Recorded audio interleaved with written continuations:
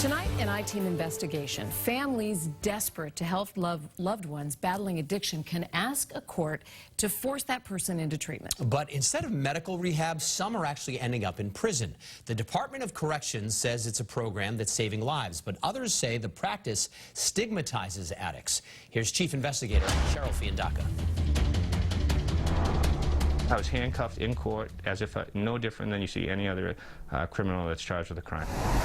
But Mike isn't a criminal and wasn't charged with a crime. After back surgery, he became addicted to alcohol and opioids. His family, desperate for help, asked a judge to civilly commit him under what's called Section 35. I thought I was going to treatment where there'd be counselors, an actual rehab facility, medical detoxes. Instead, Mike was shackled with other men in a sheriff's van and taken to a prison-run drug and alcohol treatment program in Plymouth called Massac. Hands shackled to, feet. Even though I'm inside, when we walked in, I saw all the barbed wire, I saw all the fencing. I knew I was inside a jail. There, Mike says he was strip-searched, given an orange jumpsuit, and an inmate ID. It shows inmate. They call me by my number. It wasn't by my name.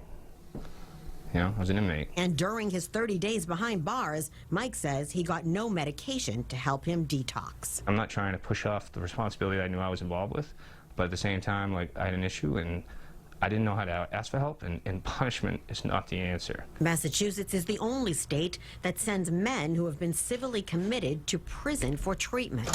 The reason? The I-Team has learned the state has just one health department licensed inpatient program for men, and with not enough beds to meet the demand, a majority of men end up in treatment behind bars. It was traumatizing. The Department of Correction tells the I-Team its Alcohol and Substance Abuse Center delivers medically monitored detoxification and treatment in a safe, structured environment. Addiction is an illness. It's not a crime. Representative Ruth Balzer says the state stopped sending women to jail for treatment years ago and has now filed a bill to outlaw the practice for men. So troubling. Here we are, the state that led the way for universal health care, and we can't make sure that people who are suffering from addiction can get services in a health care facility and not a jail. Prisoners Legal Services is also demanding change, and in a class action lawsuit, claims the policy discriminates against men and violates the Americans with Disabilities Act. We were talking about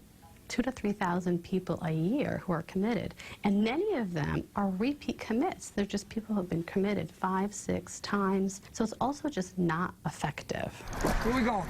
For Mike, who had never been convicted of a crime or in jail before, the stigma of having been classified as an inmate has been hard to overcome. Did you get better? Absolutely not. It was the complete opposite. For someone that's at their lowest, addicts need, their self-esteem needs to be rebuilt, not destroyed, and it just breaks you emotionally.